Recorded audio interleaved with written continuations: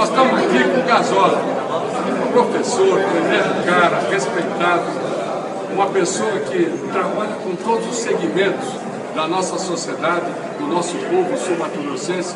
E eu quero pedir para vocês, jovens, o voto no 3636, e me ajudando a governar o nosso estado.